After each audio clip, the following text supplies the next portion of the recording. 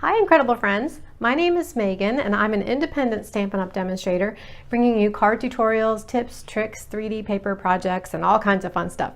So don't forget to subscribe to my channel. That's the big red bell or big red bar at the bottom there. I typically post 1 to 2 times a week, and this is today's project. If you don't have a Stampin' Up! Demonstrator and you would like a catalog, contact me. Here's the complimentary catalog that I can send you. Just leave me a message in the comments below or reach out. In the description below you'll find all the links to get a hold of me. So again, that's the catalog, and one more time let me show you. This is the envelope for today's project. I stamped that, and this is the card, and then the inside of the card. So let's head over to the stamp table and let's get started.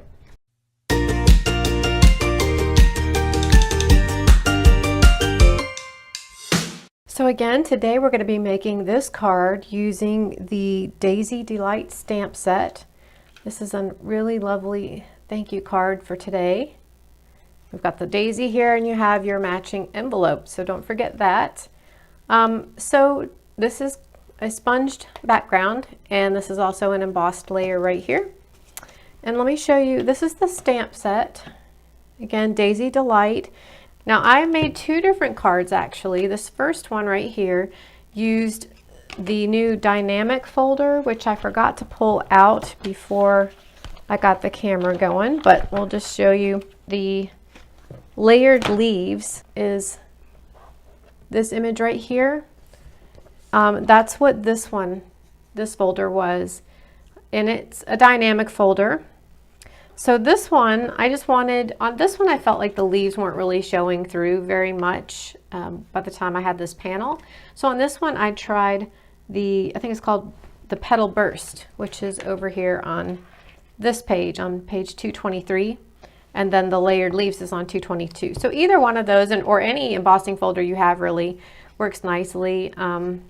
You can see the differences side by side here. Either one is fine. And the stamp set you can find page 123 of your annual catalog. If you need an annual catalog, it looks like this. That's the current annual catalog. If you need one of these, please comment below and send me your address or get in touch with me, and I will be happy to mail you a complimentary catalog if you're here in the United States. And I think with that, let's just go ahead and get started. If you want to see a close-up view of the Petal Burst folder, that's this one. So we're going to be using this one today. Let's go ahead and get started on the sponging technique. So we're going to be using 3 colors for this. Pineapple Punch, which is one of the new in colors this year. We're going to be using Lemon Lime Twist, which was one of the in colors that started last year, that's still available. And then Mango Melody, which is one of the colors that are in the color revamp that we did. So these are the 3 colors, and when you're sponging, you want to start with your lightest color first and go from light to dark. So we're going to be starting with Pineapple Punch. We'll go to Lemon Lime Twist and then Mango Melody. I am going to be using a combination just to show you the difference. For this Pineapple Punch color, I really like having the dauber. I'm not sure if it's because this yellow is a little bit of a lighter yellow. I don't know, I just feel like I have more control with this lighter color in applying it. So I'm just going to randomly apply a few spots of color. We're using 3 colors, so you want to leave room for your other 2 colors, and you can make this as light or as dark as you want. Okay, so I think that's good for the yellow. I can always come back and add a little bit more, but now for the green, I'm also going to use a sponge dauber. This is the Lemon Lime Twist again. And by the way, you see this dauber is used, you see kind of the purple on there. I also have the green, which you can see on the edge. It is a clean dauber. These do stain, but when you're done using them, just clean them with I just clean mine with warm water and like Dawn dish soap. So next we're going to come in and add some green. And I'm tapping off on my paper just a little bit in case there's kind of a blotted. You don't want like a blob of ink in one spot. If it's too dark, it gets hard to blend it out. So, and your ink pads are different. Like this one is actually, I think, needing a little bit more ink take your time with this part. It's better to just, you can't take away ink. You can add more on if you want, but you can't take it away. So just add a little bit of a time until you get the shade that you like. Okay, I think I like it like that. So we're gonna set this green off to the side. And then for my Mango Melody, I'm gonna go ahead and use the sponge. So we're gonna just dip our sponge. I've cut it was a round, just a circle. I cut it into different wedges, so it's easier to handle and you can get more use out of it that way. This color is a little bit darker, so I am definitely sponging off a little bit here. And then I'm just going to carefully kind of squeeze my sponge and color in between where I have the yellow and the green here. I'm gonna go in this corner. Make sure you guys can see what I'm doing. I'm gonna go in this corner and do the same. And then I'm just going to lightly start sponging in all the white spaces between the existing colors. I'm just laying down some initial color here. I will go back in places and add a little bit darker. Just like I said, you just sponge it to your preference, to the shade that you want. So now you see we have our panel. The one thing you want to do now that this is sponged, you want to let it dry. For the sake of time, I'm going to go ahead and just fold up my piece of paper here, and I am going to just quickly hit this with the heat tool. Next, you want to take your embossing buddy. If you don't have this tool, this is a really nice essential in your craft space if you do any embossing at all.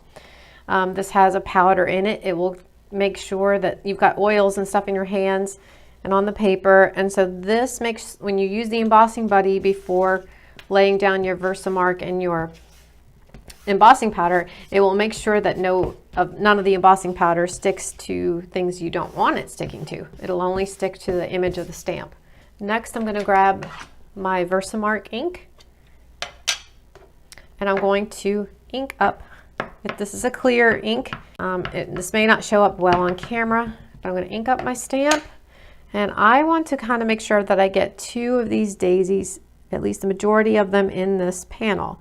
So I'm going to stamp off on the top right corner of my panel first, and then I'm going to ink it again. And you might have to kind of pick up your card. I don't know if the camera will capture this, but you might have to pick it up and kind of to be able to see where your other image was, to eyeball it, and then to stamp down. And then all I'm doing is making sure that I get some coverage of different parts of my card. But I'm not going to get full images past 1 or 2 on this particular panel. And all the dimensions and supply list and everything will be in the description below, so be sure and check there. Okay, so that's my Versamark. I'm done with that. Next, we're ready for the embossing powder. The white embossing powder, it comes in a little container like this, but I have gone ahead and dumped mine out into a bigger container. So let me grab another piece of scrap paper. Okay, so then you want to carefully pick up your panel, being careful not to touch any of the stamped image. I have my white embossing powder here, and I am going to just cover my panel with the embossing powder. And this a little goes a long way, so most of this will be dumping back into this carton here. Pick this up again on the edges and kind of slide this powder around, making sure that you get good coverage. You can turn your panel on the back and kind of flick it a couple times and get some of that loose powder off. And I see a couple of pieces here where it's stuck where it's not on a stamped image, and I want to try to take that off because I don't want that imperfection on my card. So if you have a small paintbrush, you can take it and just lightly wipe away the powder. That's really the only 2 spots I see. The rest of it looks good. So we're going to set this aside for a moment. Now, before you go ahead and get your heat tool started, I highly recommend that you take all of this powder and go ahead and put it back into your container, because once your heat tool gets going, it's going to blow that loose powder everywhere. And as you can see on my desktop here, I got some loose powder onto my desk. So the quick tip for getting the powder off your desk or another surface, if you have a Swiffer cleaner, these like the Swiffer the dry cloths that are good for floors and such. This is really good for cleaning up the embossing powder. It just really grabs it well.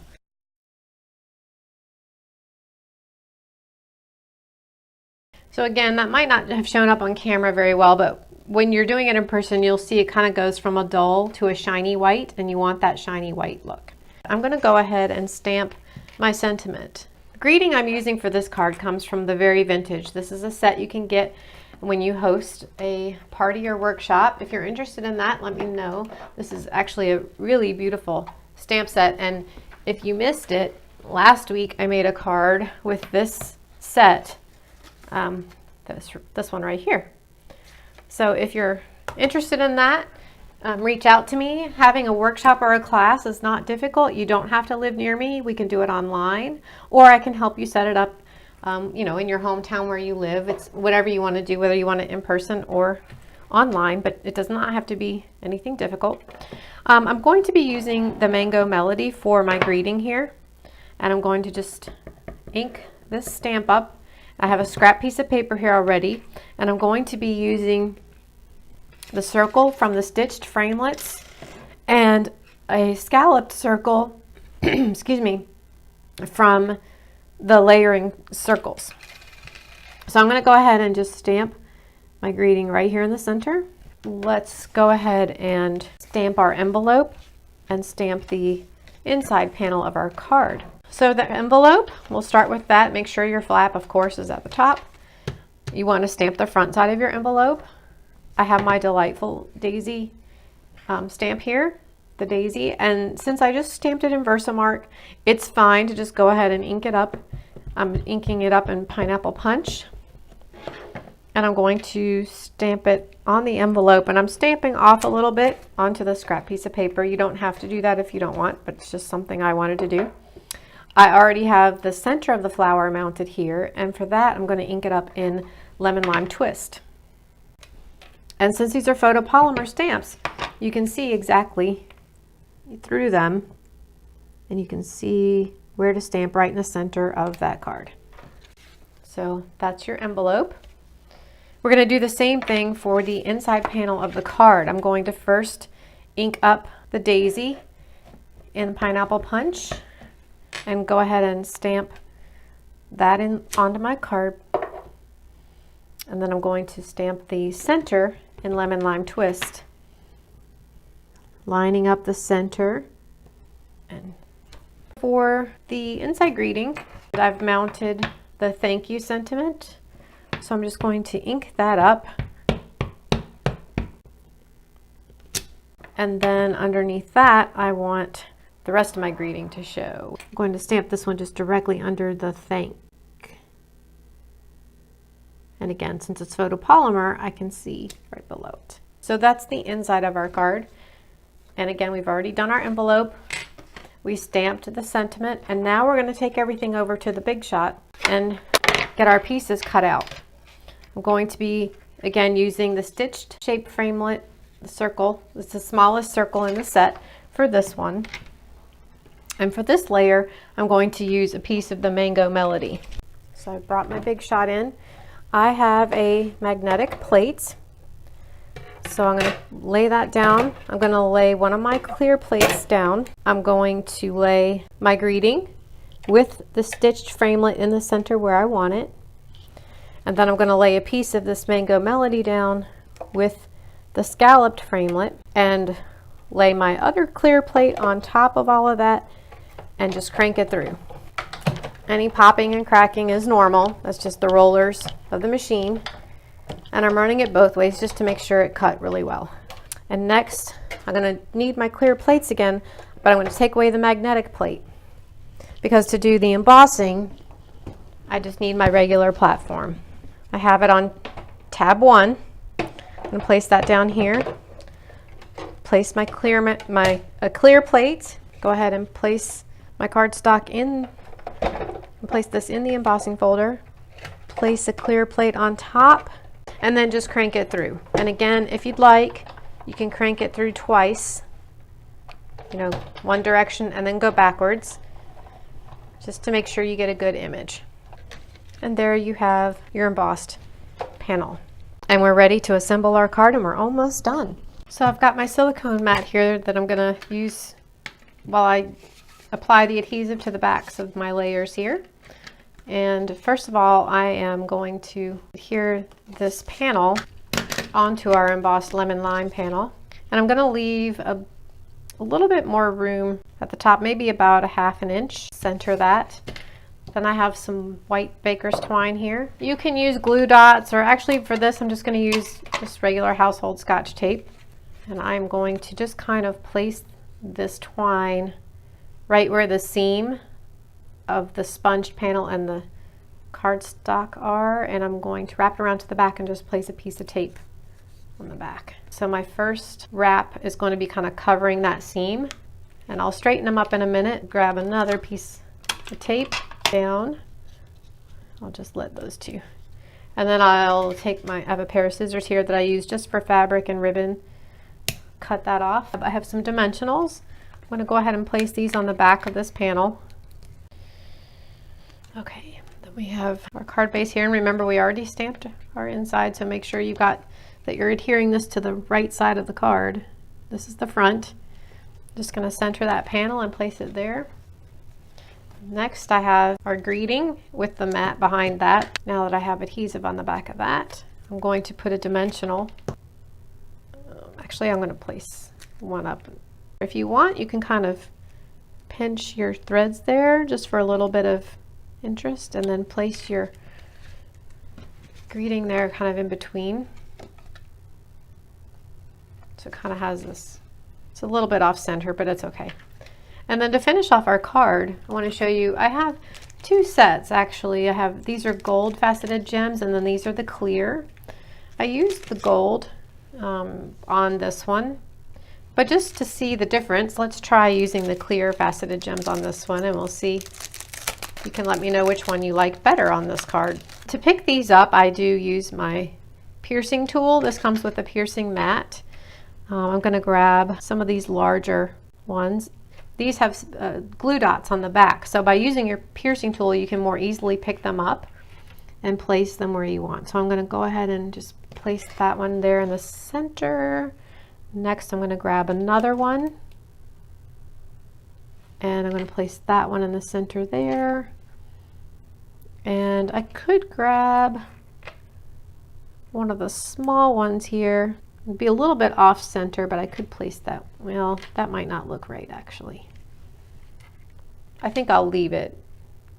But anyway, so that's the gold. And of course we have the inside. We already have our envelope stamped. So you got a completed card, and if you wanted to, you could also emboss the envelope flap. That would be really cute as well. So you have to let me know which you like better, the clear faceted or the gold. Which do you think? In person, they both look good.